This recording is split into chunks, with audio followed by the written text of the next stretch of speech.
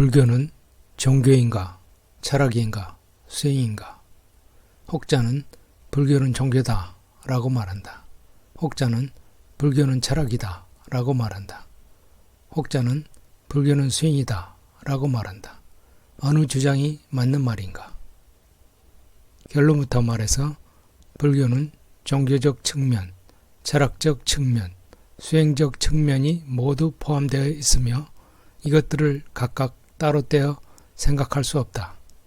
만약 어떤 사람이 이 중 한두 가지 요소가 부족하거나 또는 과도하여 세 가지 요소가 균형을 이루지 않는다면 그는 불교를 제대로 알 수 없다.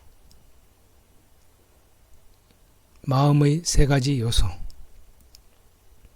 마음은 세 가지 요소가 있으니 그것은 감성, 지성, 의지이다. 만약 어떤 사람이 이 세 가지 요소 중 어느 한두 가지 요소가 부족하거나 또는 과도하여 균형을 이루지 못한다면 그는 정신적인 문제를 일으키게 된다. 첫째, 감성, 즉 느낌과 감정, 즐거움, 괴로움, 괴롭지도 즐겁지도 않은 중립의 세 가지 느낌이다. 또한 슬픔과 기쁨 등의 감정이다. 예를 들어 감성은 수행 중 일어나는 고통이나 환희의 느낌이다. 둘째, 지성, 즉 인식, 사유, 판단. 지성은 대상을 인식하고 사유하여 선과 악, 옳고 그름 등을 판단하고 결정을 내리는 것이다. 예를 들어 지성은 불교 교리, 즉 연기법이나 사성제 등을 논리적으로 이해하고 분석하려는 마음이다. 셋째, 의지, 즉 의도와 행위. 의도는 몸의 행위와 말의 행위를 유발하는 심리작용이다. 의도와 함께 탐욕, 성냄, 미혹 등의 해로운 심리작용이 함께 나타나거나 또는 지혜, 자비 등의 유익한 심리작용이 함께 나타난다. 예를 들어 의지는 자비를 실천하려는 마음, 탐욕을 버리려는 노력, 깨달음을 향해 정진하려는 마음이다.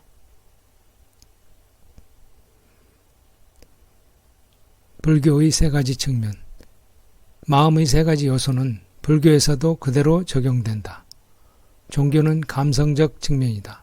철학은 지성적 측면이다. 수행은 의지적 측면이다. 종교로서의 불교, 믿음, 신. 믿음 즉 신앙은 불교의 종교적인 측면이다. 부처님과 가르침에 대한 존경심, 삼보에 귀의하겠다는 서원, 기도와 예불이다. 가족과 재산을 버리고 출가하는 스님들은 부처님에 대한 믿음이 없이는 출가할 수 없다.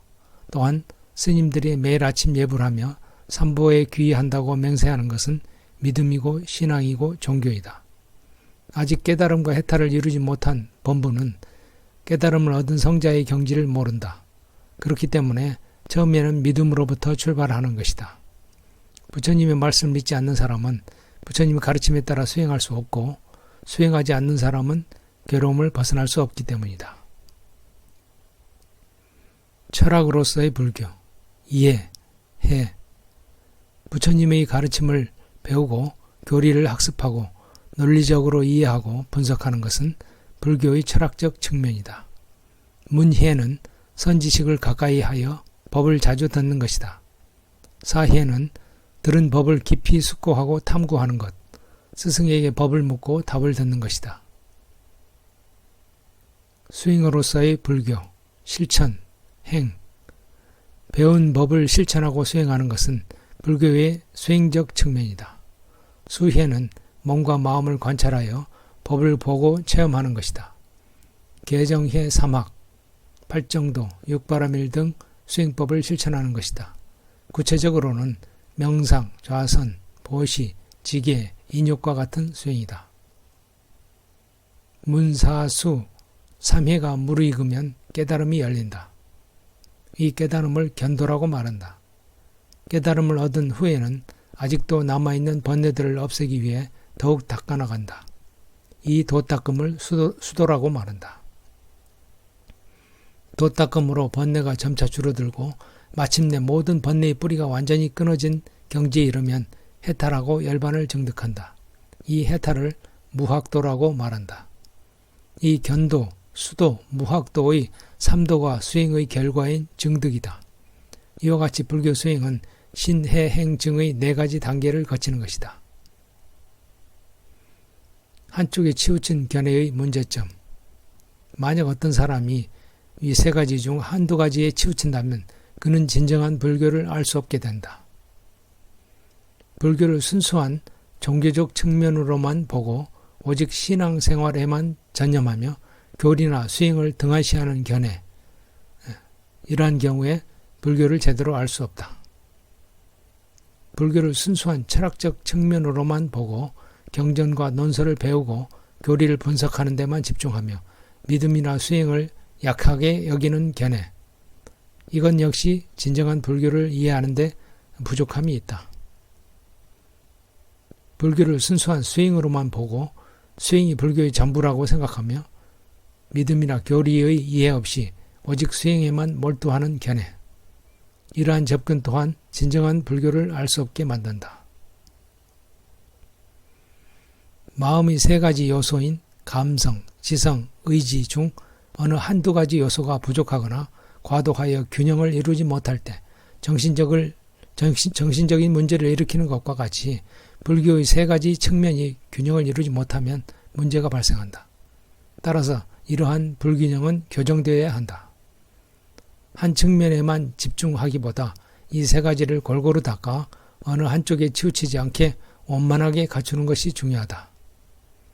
믿음에 치우쳤다면 이해와 수행을 보충해야 한다. 이해에만 치우쳤다면 믿음과 수행을 보충해야 한다. 수행에만 치우쳤다면 믿음과 이해를 보충해야 한다. 이를 위해 항상 스스로를 점검하며 믿음이 부족하지는 않은지 또는 과도하게 믿음에 치우치지는 않았는지 확인해야 한다. 또한 이해와 수행에 대해서도 역시 이와 같이 부족한지 과도한지 점검해야 한다. 안녕하세요. 오늘 저희가 함께 파고들 질문 바로 이겁니다. 불교는 과연 종교일까요? 아니면 철학? 그것도 아니면 그냥 어떤 수행 방법일까요? 보내주신 자료들을 보니까요, 이 질문이 참 흥미롭게 다뤄지고 있더라고요.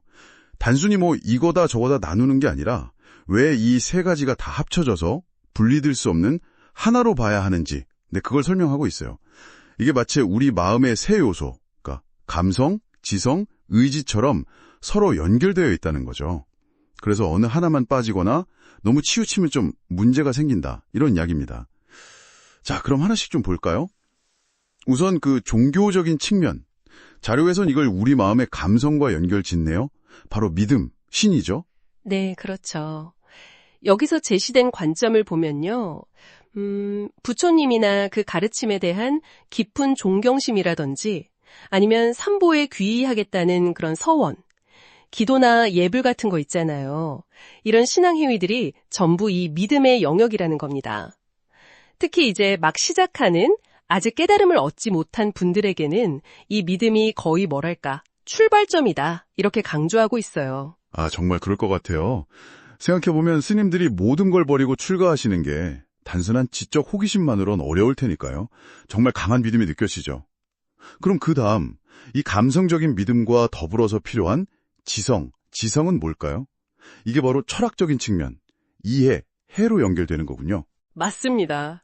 불교의 철학적 측면은 바로 그 지성, 즉 이해와 아주 깊은 관련이 있죠. 이건 그냥 믿는 걸 넘어서서 가르침을 배우고 또 논리적으로 따져보고 분석하는 과정이에요.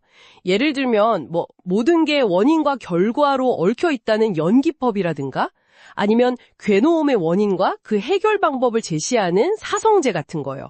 이런 핵심 교리들을 깊이 파고드는 거죠. 자료에서는 이걸 귀로 듣고 배우는 지의 문회, 그리고 스스로 깊이 생각해보는 지의 사회라고 설명하고 있고요. 아, 연기법이나 사성제, 정말 깊이가 있는 교리들이네요. 이걸 이해하려는 노력이 지성적인 측면이군요. 좋습니다. 그럼 마지막 요소인 의지는 어떤가요? 이게 이제 수행으로 이어지는 거겠죠? 그렇습니다.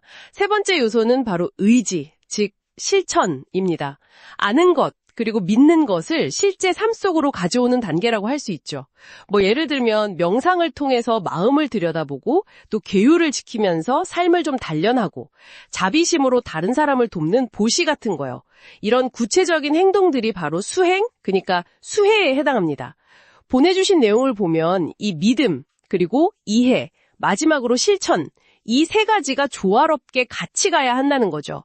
그럴 때 비로소 최종 목표인 깨달음, 증득에 이를 수 있다고 해요. 그리고 그 증득 과정에도 또 단계가 있다고 하는데요. 진리를 처음 딱 꿰뚫어보는 견도, 그 다음 꾸준히 나아가는 수도, 그리고 더 이상 배울 게 없는 경지인 무학도 같은 이런 단계들을 거쳐서 해탈에 이른다고 설명하고 있습니다. 네, 바로 이 부분이 정말 중요한 포인트 같아요. 자료들에서 이 세 가지 요소 중 어느 하나라도 좀 부족하거나 혹은 너무 한쪽으로만 치우치는 것, 그 위험성을 굉장히 강조하고 있더라고요.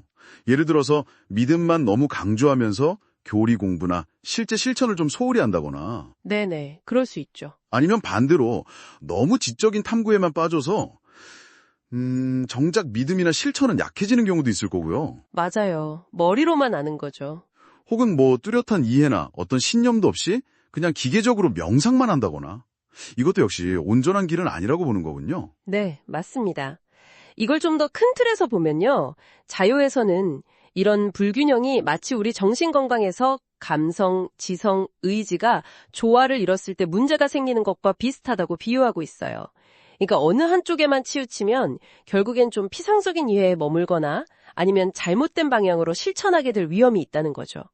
그래서 이 믿음, 이해, 실천, 즉 신의 행 세 가지를 분리해서 보지 말고 이걸 통합적으로 접근하는 전인적인 자세가 중요하다. 이렇게 강조합니다.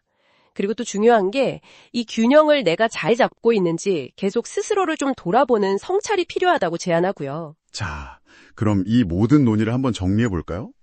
결국 이 자료들이 말하려는 핵심은 불교를 이거다 하고 딱 하나로 정의하려는 시도 자체가 어쩌면 핵심을 놓칠 수 있다는 거네요.